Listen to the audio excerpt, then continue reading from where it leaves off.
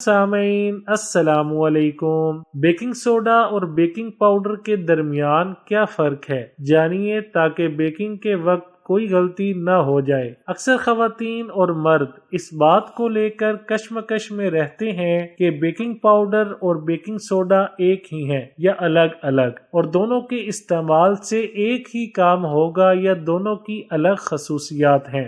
آپ کی اس الجھن کو دور کرنے کے لیے آج ہم آپ کو بتائیں گے بیکنگ سوڈا اور بیکنگ پاؤڈر کے درمیان کا فرق اور ان کا استعمال۔ بیکنگ سوڈا اور بیکنگ پاؤڈر کیا الگ ہیں؟ بالکل، بیکنگ سوڈا اور بیکنگ پاؤڈر ایک ہی چیز نہیں ہے۔ در حقیقت وہ بالکل ایک جیسے نہیں ہیں۔ بیکنگ سوڈا اور بیکنگ پاؤڈر دونوں بیکڈ سامان میں کاربن ڈائی آکسائیڈ گیس پیدا کرتے ہیں۔ بیکنگ سوڈا اور بیکنگ پاؤڈر خمیر کرنے والے ایسے ایجنٹ ہیں جو بسکٹ، کیک اور دیگر چیزوں کو ہلکا پھلکا اور پھلانے کا کام کرتے ہیں۔ Number 1، baking powder. Baking powder میں تیزابیت کا جز ہوتا ہے اور اس میں سوڈیم ہائی کاربونیٹ ہوتا ہے۔ یہ ایک ایسا کیمیائی مادہ ہے جو کاربن ڈائی آکسائیڈ گیس، پانی اور نمک کی تشکیل کے لیے تیزابیت کے ساتھ رد عمل ظاہر کرتا ہے۔ اس کا ذائقہ تلخ ہوتا ہے، اس لیے اسے کم مقدار میں استعمال کیا جاتا ہے، اور کسی چیز میں یہ زیادہ ڈال دیا جائے تو وہ چیز بد ذائقہ ہو جاتی ہے،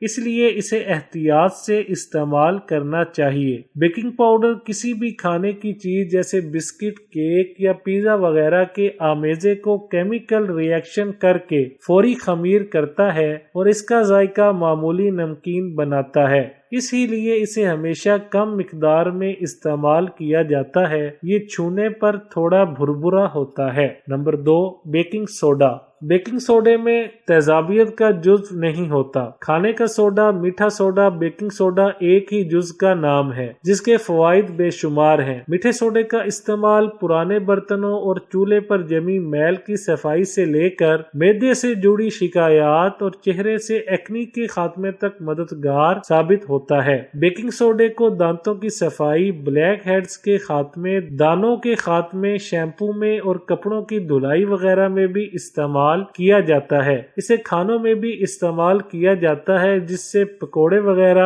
نرم بنتے ہیں۔ میٹھے سوڈے یعنی بیکنگ سوڈے کا روزانہ استعمال۔ طبی ماہرین تجویز کرتے ہیں کہ 1 گلاس پانی میں آدھے لیموں کا رس ملائیں اور اس میں 1 چائے کا چمچ میٹھا سوڈا شامل کر لیں۔ اب اس مشروب کو صبح نہار منہ پیئیں۔ 1 ہفتے تک مسلسل پینے کے بعد 2 ہفتوں کا وقفہ لیں اور پھر یہ مشروب صبح نہار منہ پینا شروع کر دیں۔ اس عمل کے نتیجے میں جسم کا مدافعتی نظام مضبوط ہوگا، جلد سے جھریوں کا خاتمہ ہوگا، جوڑوں کے درد اور سوجن میں کمی واقع ہوگی۔ ماہرین کے مطابق یہ مشروب کینسر سے بچاؤ کا سبب بھی بنتا ہے اور موٹاپے کا خاتمہ کرتا ہے۔ ویڈیو اچھی لگے تو لائک، شیئر اور چینل کو سبسکرائب کرنے کے ساتھ کمنٹ باکس میں اپنی رائے کا اظہار کرنا نہ بھولیں۔